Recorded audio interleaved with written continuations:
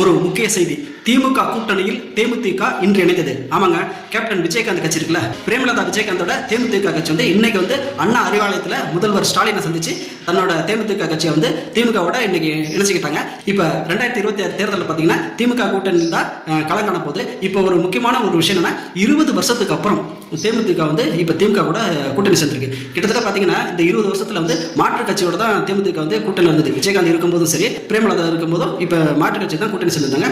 முதல் முறையா 20 வருஷத்துக்கு அப்புறம், அதாவது புரட்சி கலைஞர் கேப்டன் விஜயகாந்தால ஆரம்பிச்ச தேமுதிக கட்சி 20 வருஷத்துக்கு அப்புறம் திமுகவோட முதல் முறையா கூட்டணி சேர்ந்திருக்கு. பார்ப்போம் இந்த தேர்தலில் அவங்களுக்கு வந்து எத்தனை சீட்டு திமுக கொடுக்க போகுதுன்னு தெரியல. அதை கிட்டத்தட்ட பார்த்தீங்கன்னா 6-7 சீட்டு சொல்லிக்கிறாங்க. ஆனால் இவங்க 10க்கு மேலே கேட்டுட்டு இருக்காங்க. அது வந்து எத்தனை சீட்டுங்கிறது இன்னைக்கு சாயந்தரம் தெரிய ஆரம்பிச்சிடும், இல்லை நாளைக்கு மறுநாளே தெரிஞ்சிடும். இப்போ என்னென்ன ஒரு முக்கியமான விஷயம்னா, அனைத்து இந்திய அண்ணா திமுகவோட கூட்டணி பேசினாங்க, திமுகவோட கூட்டணி பேசினாங்க. இப்போ வந்து திமுகவோட தன்னோட தேமுதிக கட்சி வந்து பிரேமலதா விஜயகாந்த் அவர் வந்து இணைச்சிட்டாங்க. இப்போ வந்து இவங்களுக்கு எத்தனை சீட்டு கொடுக்க போகுதுங்கிறது அப்புறம். இப்போ 2026 தேர்தலில் தேமுதிக கூட்டணி எத்தனை தொகுதிகளில் வென்று முன்னணி அடைய போகுதுங்கிறத நாம பொறுத்திருந்து தான் பார்ப்போம். ஆக மொத்தத்தில் இப்போ திமுக கூட்டணியில் தேமுதிக சேர்ந்தது தான் இப்போ வந்து தமிழக அரசியல் வட்டாரத்தில் பரபரப்பாக பேசும் பொருளாக இருக்குது. பார்ப்போம் அடுத்தது என்ன நடக்குதுன்னு. நன்றி.